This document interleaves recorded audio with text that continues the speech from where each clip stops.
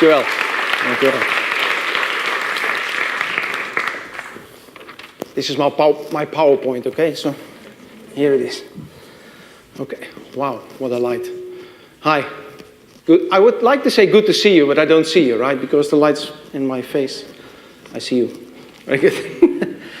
I thought where I'm going to start this talk. A couple of years ago, I don't know exactly, like maybe 8 or 10 years ago, I had the privilege of being at the same table with Mr. Kofi Annan from the United Nations at the time. We had a talk for an hour and a half. I said, I have a question for you. I have 2 boys at home. At that time, they were still small. Now they're not small anymore. I said, I have 2 boys at home. And we had a debate about Myanmar, right? What do you do there? And it was about trade. Do we ban or not? And I said, what would you recommend if one of my boys would like to, start trading with people in Myanmar? And he said, about, sparking the change. He said, Arie, you have to understand that every change starts with one person only. Right? So from that point of view, that's where I would like to start my talk. In hindsight, for myself, I like to say that I have a motto that guides me through. I'm 54 years old. I have a motto that guides me through my life, and I would like to say something like, I'm the architect of my own life. And this means for me that when people say to me some things like, oh, that's an awesome idea, but it doesn't work for us. That kind of, have you heard it? Who of you is an Agile coach? Okay, so people who know what Agile coach, that's an awesome idea, but it doesn't work for us.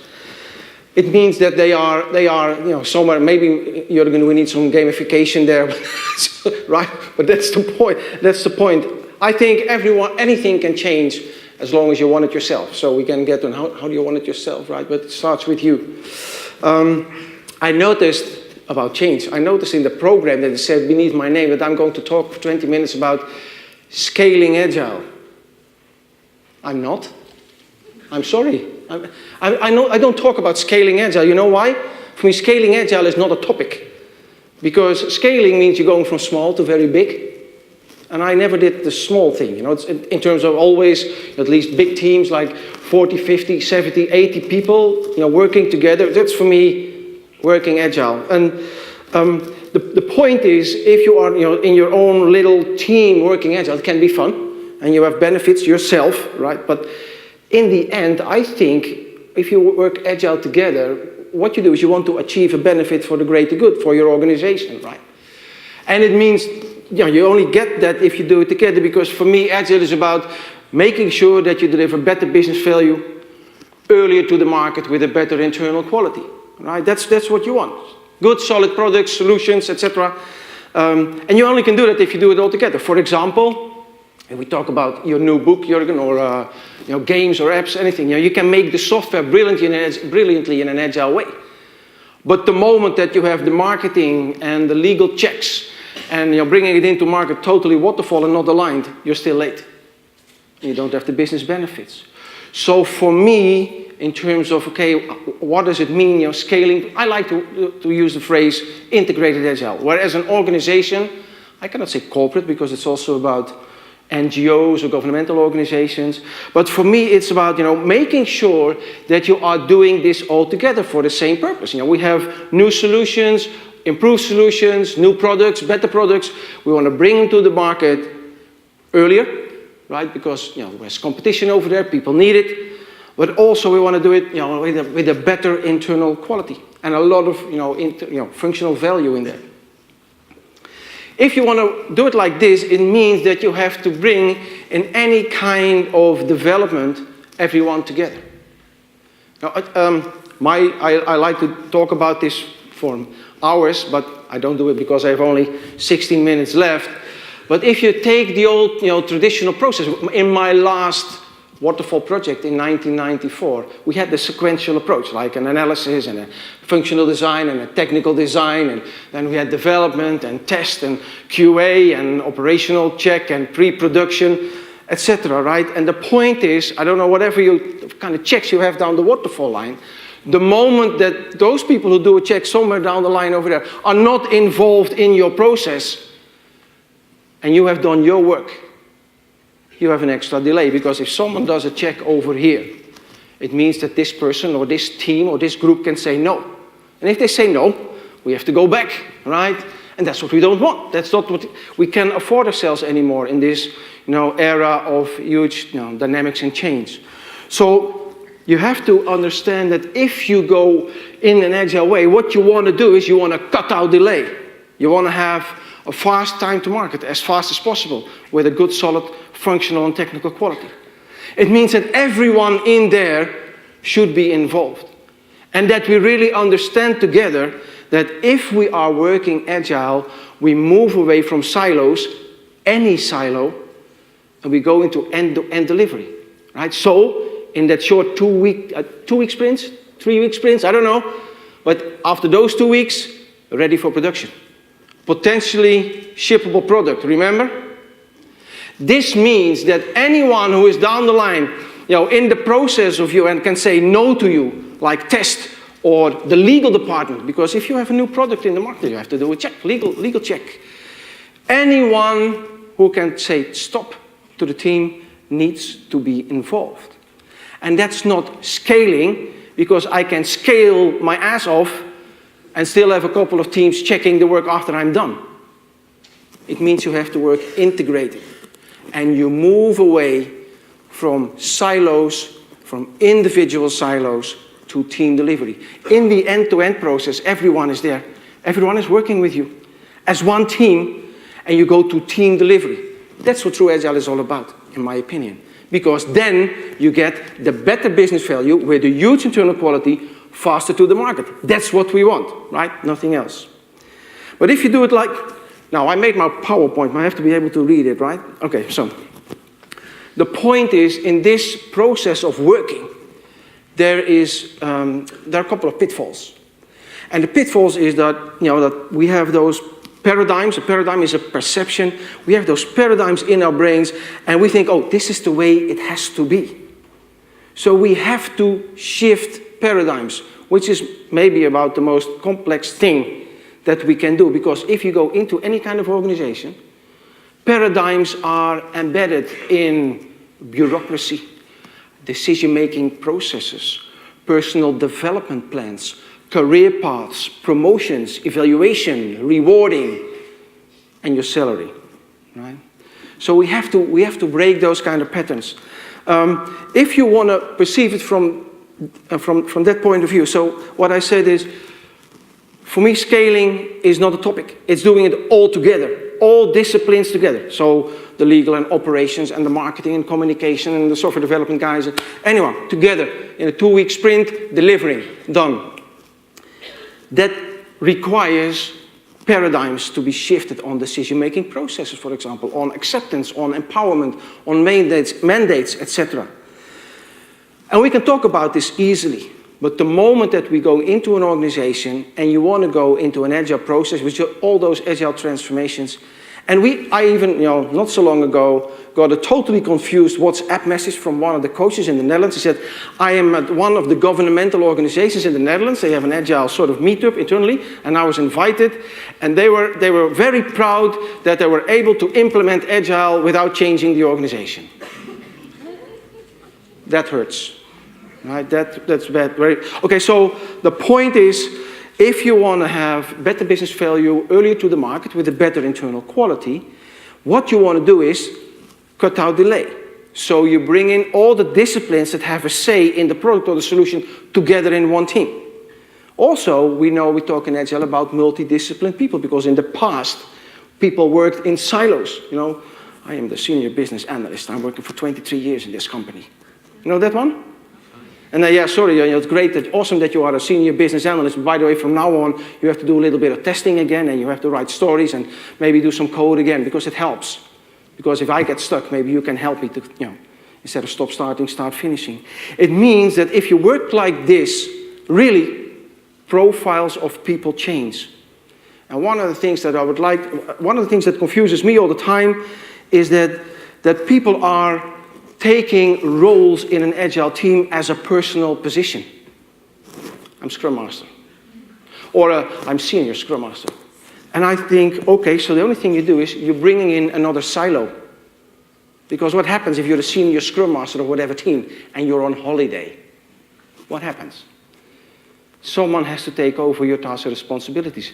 I think if you have those personal roles, it's just a temporary moment. Because if everything goes well, you move as a team to agile maturity. And then instead of the silo shape of your profile in the past, now you're getting into a T-shape where you have a lot of things that you can do. Not everything, but at least a lot of things you can do. And maybe one or two that you're really specialist in, that's what you like. That's awesome. Great. This means that at any moment in time, any task to be done in the team, there are at least 2 or 3 people who can take it on. That's because then as a team you're able to deliver, and that's what we're focusing on. But if you want to work like this, it means that you have to perceive your people as a company or as an organization in a different way. I don't know how you felt it if you worked ever in a traditional organization. I did. And then I'm the last consultancy firm that I went in 1991 that worked in a traditional way. I came in as a programmer. We didn't call it developer at the time, it was a programmer, right? And the programmer was a role described. You know, we had a book, and then the book said every role exactly, you know, what do you need to do and how long and what kind of trainings that you need to follow and the skills, etc. So that role description is not about you. It's not about me. It's about someone who doesn't exist. And they squeeze you into that profile. And that's totally different from, you know, who am I? You know, with my own talent. And you have yours, right? So the point is, if I, you know, as an organization want to deliver better business value, you know, with a better internal quality earlier to the market, I need to make sure that we get the best out of our people. So in this whole thing of doing daily stand-ups and big room planning and heartbeats and etc., we have to focus on, okay, what opportunities do we give to our people? Because only then we can really create multidisciplinary teams. And I think the most essential part in agile working in an organization, I'm not talking about a transformation, but a difference between traditional and in working in agile or maybe modern. If you don't like the word agile, I'm fine with that too. Is that in traditional organizations, we have a profile and we squeeze you in. And I've been in situations where people said, you know, I like the job that I do. I don't want to promote to the next one. I like this one. You had a lack of ambition if you wanted to leave the company. And I think what Agile does, a real Agile company says, you can develop based on your ambition and your talents. Right? Yeah, we want you to be part of the team. We want you to be able to do discipline things, so multiple tasks. Mike Beadle, who was very sadly murdered in Chicago in March, he said, Arie, my theory is if you have a number of tasks and a definition of done to be done, every team member should at least be able to do half of those tasks or more. Okay, from that perspective, take your pick. What do you like? But at the same time, make sure that you have more than one task. And this is where an organization needs to facilitate, you know, the people in their development. Instead of someone telling me once that, yeah, I wanted to go to a training, and my manager said that training would not be beneficial to my career path. Think about that one, right? So Agile is about not focusing on stereotypes and squeezing people in, but about identifying what do we need as a team, what do we need as an organization, and what do you like? What's your ambition? Where do you think your talents are? So that you can develop your talents, because those things that are not your talent, you never get above mediocre. The moment you're talented is something you can really excel. And as a company, as an organization, I would like people to excel, because you pay them a salary anyway, so let's get the best out of them, right? It means in the whole process that you need to make sure that in the organization you have a focus that is not so much on the individual, but on the team. You facilitate the team and you let the teams work and decide themselves.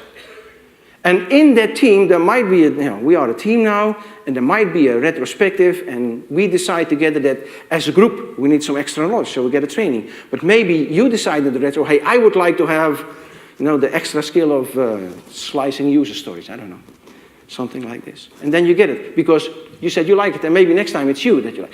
And that's something else than squeezing people into a path of growth, because you think they should be doing like that.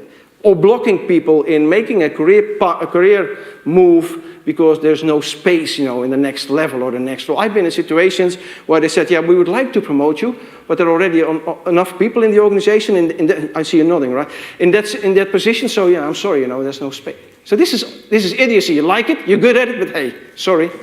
Right? Okay. Okay, so what do? You don't play for Ajax anymore, you go to Paris Saint-Germain because they would like to have you, that kind of thing. And knowledge and skills leave the company. That's what you don't like. Right? So coming back where I said, you're the architect of your own life.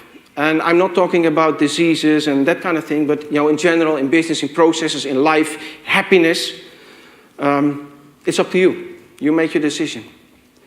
And don't let people block you. Don't let people hinder you. As part of an agile organization where we are all working together, there's a huge variety of things to do. And in my opinion, an organization, I don't know if there are managers here in the room, but an organization should facilitate individual people within the team context, to develop them in their own desire. What would you like? And I'm not saying, okay, so you would like to have a course in Russian. Well, maybe if you're a Russian connection business-wise, it's about, what you do and where you develop has to do something with the job that we're doing, right? But as long as it's related, and as a team, you make a step forward, that's what we're looking for. From this perspective, the next one is that if you are the architect of your own life, and you have people in the teams working together and making sure that what I do, full delivery, right? Everything is in there, from the legal and marketing and communication and the software development and education and training. Everything is in there. If from that perspective, you can choose and you can get the experience that you really like, where you really can deliver. You can maximize your contribution to the team, and they're getting some. This is the moment where people make their own choice. So I would say, in general, that if you are the architect of your own life, and as an organization you facilitate people to be able to be the architect of their own life, career-wise, you get the best out of them. And I think, because my topic was scaling, if you want to do this as an organization, if you want to do it as a governmental, corporate, whatever, this is something where it starts. And I am always very amazed that we start the transformation in the IT department. Because IT itself doesn't work. It's the whole thing around it that makes a solution or the product work. So for me, when people ask questions like, hey Arie, do you think that Agile is really possible outside the world of IT? My answer is always, I never did it solely into the world of IT only, never. For me, it's always the full delivery. And this means that we can facilitate, if we really want to work Agile, we can facilitate, but it will cost quite a few paradigms. What helps if you make your own choice in your own company, if you're working, and you say, hey, this is what I would like to do, this is what my team benefits from. You bring it forth. And don't let yourself be hindered by bureaucracy, for example. Or, the idea that personal development is something where you have a plan for, and you have 5 training days at 2,500 euros a year. And that's what we call personal development. Now, that's a stereotype where we squeeze you in. Learning should be a continuous part of the process, discovering, exploring, and also teaming up with people as a junior and a senior to get a new skill in it. So this is where we need as an organization to facilitate. What I would like to come to a closure is a very simple one, and I hope I can give this one to you. Everyone is the architect of his or her own life. You make your decisions. And on top of this, it also means complaining doesn't help. Right?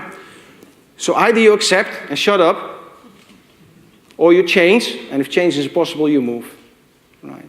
You're the architect of your own life. Thank you very much.